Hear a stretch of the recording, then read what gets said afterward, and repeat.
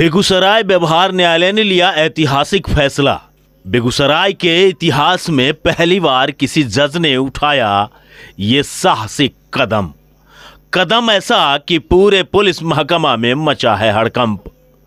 जी हां, आज आप सभी को यह खबर जरूर देखनी चाहिए, क्योंकि आज हम दिखाने वाले हैं बेगूसराय जिले की एक ऐसी घटना जिसे याद कर आज भी जिलेवासी सिहर उठते हैं। देखिए, 2014 में जब लोकसभा चुनाव था, उसके पूर्व पीयूष हत्याकांड हुआ। बड़ा चर्चित हत्याकांड इसलिए था कि एक बच्चे का अपहरण हो जाता है रैंसम के लिए। फिर उसके रैंसम की राशि पुलिस के द्वारा, जो तत्कालीन डीएसपी था राजकिशोर, उसके द्वारा ये कहा गया कि इसको आप उस अपराधी के मेल में चले जाइए और पैसा दे दीजिए और हम पकड़ लेंगे। और ये टेक्निक फेल कर गया। पटना के एक हाई स्कूल के चारदीवारी के बगल में पीड़ित जो बच्चा था, उसके पिताजी गए, 10 लाख रुपया लेकर गए और उसने चारदीवारी से उस पार फेंक दिया। और फेंकने के बाद वो 10 लाख रुपया भी ले लिया और पुलिस उसको पकड़ भी नहीं सकी। इसके खिलाफ भारी आक्रोश हुआ और दूसरे ही दिन जिनेतपुर में, रजौला के बगल में जिनेतपुर है, वहाँ पर पीयूष की लाश मिल गई। हम लोगों ने अपराध विरोधी संघर्ष समिति बनाया था। उसके पहले घटना ये थी कि सुधीर बाबू, जो पबड़ा के एडवोकेट हैं, उनका पोता भी गायब हो गया था, राजीव का लड़का गायब हो गया था। और उसके पहले बनवारीपुर की एक रानी नाम की लड़की थी, वो भी गायब हो गई थी। लगातार बच्चों के गायब होने, अपहरण की घटना चल रही। जब जिले में अपहरण का बाजार गर्म था, आम लोग डरे सहमे रहा करते थे। जंगल राज के जाते हुए दिन थे और बिहार में नीतीश कुमार के सुशासन की हुंकार थी। चुनावी वर्ष था, आचार संहिता लगी थी, फिर भी दिन दहाड़े आम लोगों के बच्चे उठाए जा रहे थे। आम जनमानस जंगल राज से त्रस्त था और पुलिस अपहरणकर्ताओं के सामने सरेंडर कर चुकी थी। जिले में एक सप्ताह के अंदर 3 मासूमों के अपहरण से जिले में गुस्से का गुबार दिख रहा था, तो जिला प्रशासन अपनी प्रतिष्ठा बचाने की हर जुगत और जुगाड़ में भिड़ी हुई थी। चारों तरफ उस वक्त भय दहशत का वातावरण बना था और इस परिस्थिति को देखते हुए बेगूसराय के बुद्धिजीवियों ने जनता के गुस्से को शांत करने एवं पुलिस प्रशासन पर कानून व्यवस्था को बहाल करने के दबाव को लेकर अपराध विरोधी संघर्ष समिति का गठन कर लिया था। इस अपराध विरोधी संघर्ष समिति में सभी दलों के लोग सदस्य थे। सत्यप्रकाश, जो उस समय के एसडीएम थे, उन्होंने गलत रूप से हम लोगों को पकड़ लिया और उसमें हरप्रीत कौर, उसमें एसपी थी, वहाँ के थाना प्रभारी थे, डीएसपी राजकिशोर था। इन लोगों ने जाकर हम लोगों को वहाँ पर नगर थाना में पकड़ कर ले गए। और वहाँ जब ले गए तो हम लोग समझते थे कि भाई आंदोलन में जिस तरह से ले जाता है, शाम को छोड़ देगा, बॉन्ड बढ़ा लेगा, यही होगा।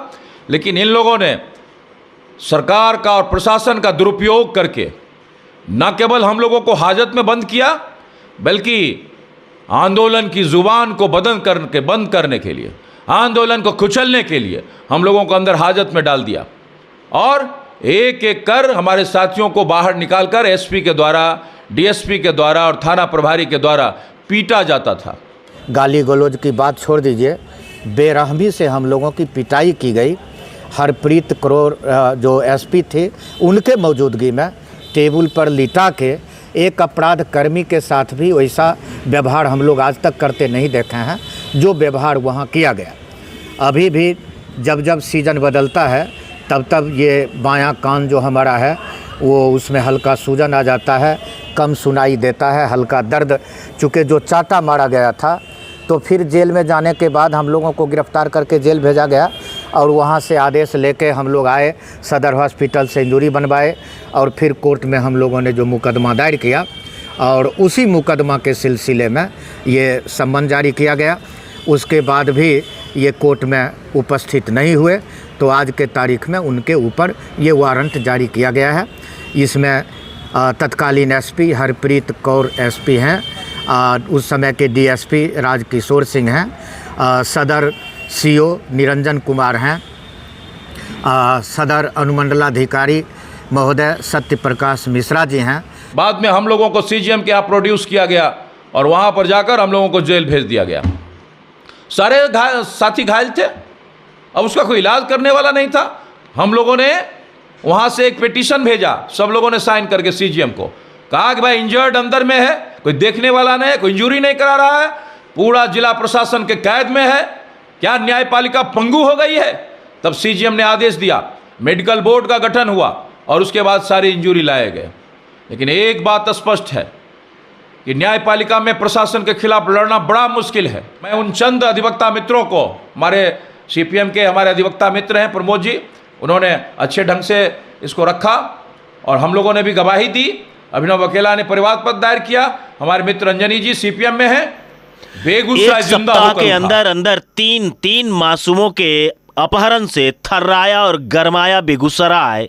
6 वर्षीय पीयूष के छत बिछत लाश मिलते ही जिलों के लाखों लोगों के आंखों में खून के आंसू उतर आए थे और नवगठित अपराध विरोधी संघर्ष समिति के सदस्य सड़कों पर उतर आए। और फिर तत्कालीन एसपी हरप्रीत कौर तथा डीएसपी राजकिशोर सिंह के क्रूर पुलिसिया डंडे ने अपना काम शुरू कर दिया। अपराध विरोधी संघर्ष समिति के सदस्यों को प्रदर्शन स्थल से घसीटकर थाने लाया गया और बरसने लगी पुलिसिया डंडा।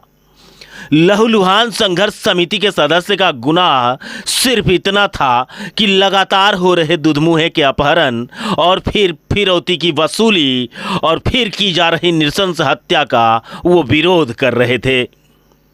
सुनिए कि संघर्ष समिति के संयोजक क्या कुछ बता रहे हैं। वर्दी न्याय पालन कराने के लिए है, वर्दी लोगों की सुरक्षा के लिए है, और वर्दी में जाकर कोई प्रशासनिक पदाधिकारी यदि गुंडा हो जाता है तो उसको गुंडों की भाषा में जवाब दिया जाता है। ये केस उसी का नजीर है। तीनों मासूम में से एक पीयूष के तो छत बिछत सब बरामद भी हुए, परंतु आज तक भगवानपुर के बगरस की रानी तथा लोहिया नगर के यीशु के सब बरामद नहीं किए जा सके। पुलिस के इस खौफनाक रवैये को लेकर बेगूसराय व्यवहार न्यायालय में मुकदमा चलाया गया। जज आते रहे और जाते रहे, लेकिन फैसला तो उसे ही करना था जिसके अंदर सही फैसला लेने की ताकत हो। वर्ष 2022 बैच के मयंक कुमार पांडे, जिनकी पहली ही पोस्टिंग बेगूसराय है और अपनी पहली ही पोस्टिंग में उन्होंने अपने नेक इरादे को भी दर्शा दिया है। मुकदमे की पैरवी कर रहे युवा अधिवक्ता प्रमोद कुमार की दलीलें को सुनकर खुद को रोक नहीं पाए और बेगूसराय ही नहीं, प्रदेश के न्यायिक सिस्टम की दबाव के दीवारें को भी अपनी कलम की नोक से तोड़ गए। किया नोटिस और फिर वारंट भी। बेगूसराय के न्यायिक दंडाधिकारी मयंक कुमार की अदालत लगी थी और तारीख थी 19/4/2024। जज की कुर्सी पर बैठे न्यायाधीश पांडे के सामने मुकदमे की पैरवी करने को आतुर तेज तर्रार युवा अधिवक्ता प्रमोद कुमार पूरी तरह से तैयार खड़े थे। जैसे ही सुनवाई शुरू हुई तो अधिवक्ता प्रमोद कुमार की दलीलों को सुनकर दंडाधिकारी मयंक पांडे भी आश्चर्यचकित हो उठे थे। उनके सामने अपराध विरोधी संघर्ष समिति के सदस्यों की वेदना करा रही थी, तो दूसरी तरफ मुकदमे में बनाए गए अभियुक्त तत्कालीन एसपी, डीएसपी, एसडीपीओ और सीओ तथा थाना कर्मी पर लेना था एक्शन, जो अब तक कोई ले न सका था। वकील प्रमोद कुमार की दलील और गवाहों के बयान ने अदालत का कलेजा चीर दिया था और फिर आया आदेश, लिया गया निर्णय, निकाला गया सम्मन और सम्मन के बाद अब वारंट। सुनिए कि मुकदमे की पैरवी कर रहे अधिवक्ता प्रमोद कुमार। 2014 में 3 बच्चे का कर्मिक अपहरण हुआ था और उसमें से एक पीयूष नाम का लड़का था जिसका नृशंस हत्या कर दिया गया था। और उस हत्या के विरोध में बेगूसराय के तमाम जनप्रिय लोग ने एक संगठन अपराध विरोधी संघर्ष समिति बनाया और उस बैनर के तले एक फ्लैग मार्च निकाला शांतिपूर्ण, और जिसमें कि जिला अधिवक्ता संघ, जिला वकील संघ ने भी सपोर्ट किया और अपने आप को न्यायिक कार्य से अलग रखा।